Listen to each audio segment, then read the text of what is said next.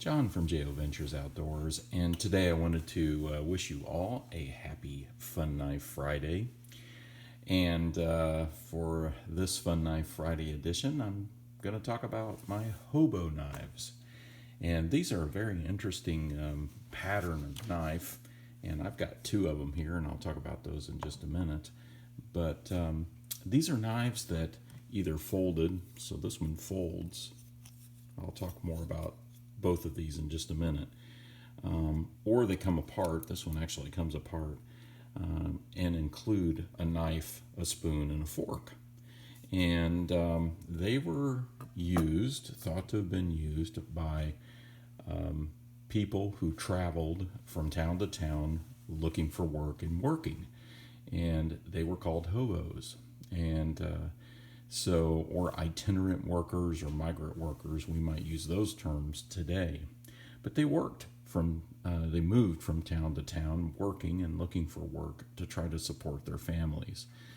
They were hardworking men and women that just wanted to find work in these cities, but moved from town to town. So they traveled and they needed utensils that they could take with them. And so these hobo knives were made to assist them in that way. And this one has many tools on it, and the other one is the basic tools, which I'll talk about in just a minute.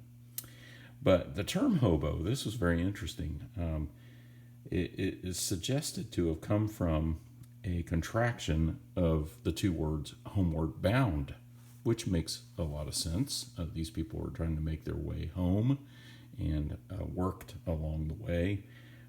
Some say it may have come from homeless boy, or maybe it was a short term for Hoboken, New Jersey, which is where a lot of rail lines came together. Hopping boxcars might be another possible derivation of hobo. But these knives have a rich history. All the way back to the late 19th century Western U.S. railroad work.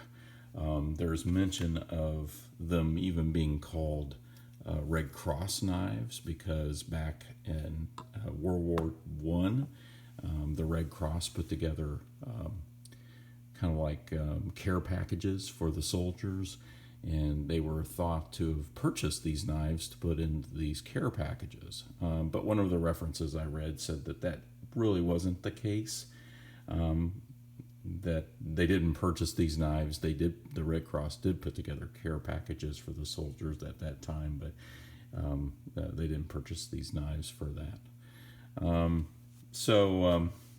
Lots of times you see, and this is from an article that I read, that you see like this case knife, it comes apart into two pieces, and one of these models here does do that. And there are lots of other models. I found a really great article that shows some great historic pictures of some of those models. And there are lots of companies over the years that made hobo knives. I'm going to mention a few of these companies here, if I can find the reference here real quick. But like Case and actually Colonio and Camillus and A.W. Wadsworth and the American Knife Company, Enterprise Knife Company, Empire Knife Company, those K-Bar, those are just a few of the companies over the years that have made similar models of hobo knives.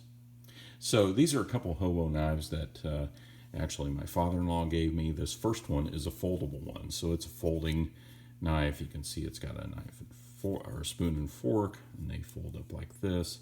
And then it has some other implements, and they're kind of difficult to get out. It's like a bottle opener, can opener combination there. Over here on the other side is the main blade. And this only says, I think, it says made in Japan and stainless. It says Japan stainless there on this Ting stamp. I don't see any kind of model number, but it also has, I think it has a saw here. So this would have, and scissors It actually has scissors as well. So these would have all the tools that someone who traveled from town to town looking for work would need. You know, maybe they're camping along the way, or staying in large camps related to their work, and so they would need these tools. On the back, there's like a file, I think, and some other implements like punches here that they might need. So this one's in fairly decent condition, and I've done a little cleaning on that one. Then recently I got this one from him. It has a holster, you see, that's in rough shape, but has a holster, goes through the bail there, comes out. This one's very interesting. It's in excellent shape except for its scales are a little broken. It's very old. Again, I'm not sure what the brand is, but the fork and spoon come off. So this comes off like this, and there you have the separate fork. And then if you need the spoon, you bring this around, and the spoon comes off. Well, now it makes a lot of sense, and then you could use your knife and your fork, you know, to cut meat or do whatever you need to do. So this is a very interesting model, and he gave me this one too, my father-in-law.